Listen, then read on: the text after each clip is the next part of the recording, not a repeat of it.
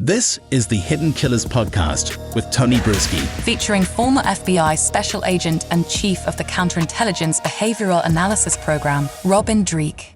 The fact that this is now all on the record, John Pryor going in front of the judge saying, not being paid, don't have enough time to get ready for all of this, even though he's had more than a year, and the judge kind of said, that's really not a valid argument. You've had plenty of time. If you don't have it by now, he can't find a second chair. The court has even allotted money saying, yeah, you can have, this is a big case, you can have a second chair. He can't find anyone who's willing to even come on as a second chair to represent Chad Daybell. I mean, that says a lot right there. I mean, you have people that are signing up, high-profile attorneys that are signing up to represent some pretty despicable human beings all the time. And you go, why on earth? Like, they seem to have a good reputation, but why are they? You can't find anyone who wants to sign in to this case and get paid for it and get the notoriety. I mean, what does that say to you about how bottom of the barrel this case is in terms of having any chance of Chad getting off on it or any semblance of innocence in something like this? That's why I said in the opening statement, Chad's host. Yeah. And so here's the interesting thing to me, when you're saying all these things that the lawyers are saying are his facts, that no one will take on this case, even though the court has appointed money for another attorney. Well, that's what the lawyer's saying. Mm-hmm. Is he being truthful?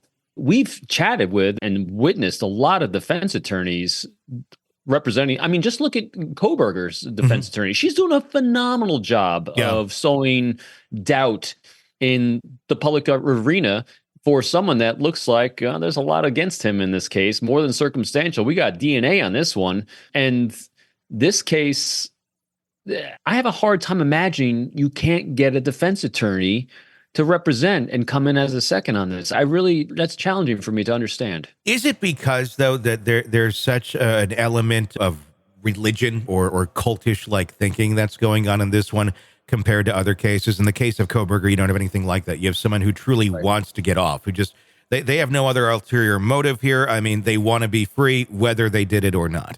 In many cases, it's just, you have a kind of a straightforward client that has one interest, getting away with something, or being found innocent if they are, in fact, innocent. With this, you have someone who digs in on these weird religious beliefs. At least that's what we've seen from Lori, who in her ending statement at the sentencing was very much dug into. The kid's got a great job at Kmart in heaven, and everybody is doing good. This case, if you're the attorney going in, you're probably dealing with some of that with Chad, where it's just not based in reality. It's so magical thinking that even if you want to try and get this person off, you do require some form of cooperation on the part of your client to be able to get from point A to point B.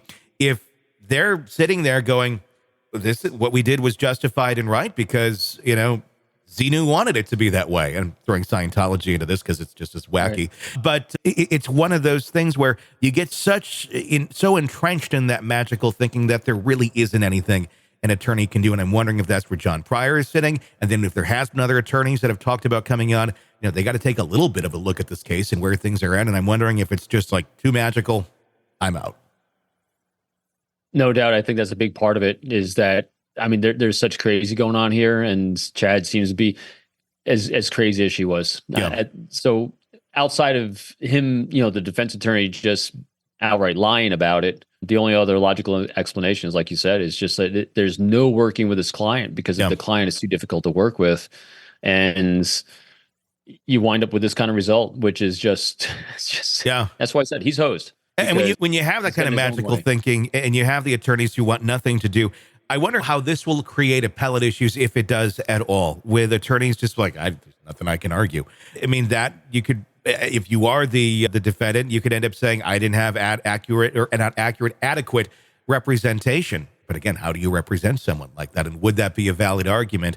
If in fact you said, this is what I believe, there's no real argument for it, and that's where you left, and you get found guilty, just like Lori did. Yeah, probably. Again, not being a legal scholar on this one, though, I don't see this one going away even after conviction, if convicted. I mean, we know he's going to be convicted. I mean, that's one of the few things. I mean, your wife is convicted. How are you not going to be convicted? Mm-hmm. But I don't see this one going away because, like you said, he's going to if he's represented, he's going to claim a lot of things, Mm-hmm. but who's going to do it for him? That becomes the big question in it. You know, from where do you go after conviction? Where do you go after the trial if no one's willing to touch your stuff? I'm sure someone will come in because someone can make a lot of money off of telling your story a new way. I think we're going to be talking about this one quite a while. I wonder what books Chad Daybell will author after all this. Do they have a is said Son and of done. Sam law in Idaho? I don't know the answer to that. And a Son of Sam law apply in a case like this if he's not writing about the murders, if he's not writing about the case, but it's just his own notoriety and he goes back on the bandwagon of I'm a prophet and I'm giving you this information. Yeah. Would a Son of Sam law apply there? That's a good question for an attorney. I don't know the answer to that, but I don't know the answer either because that does go state by state, but it would be really, because there are sick, demented people out there that want to marry him right now. I guarantee you he's getting fan mail. There's because these people get fan mail in prison. And so he's probably had a list of people that would buy his trash that he pontificates out. And those people should be on a list as well. Yes. Sick of the ads? We are too. Start listening with no commercials now and get access to all of our episodes in advance of everyone else. Become a True Crime Today Premium Plus subscriber on Apple Podcasts. Search True Crime Today Premium Plus on Apple Podcasts or go to our podcast page and sign up now. True Crime Today Premium Plus. Sign up now.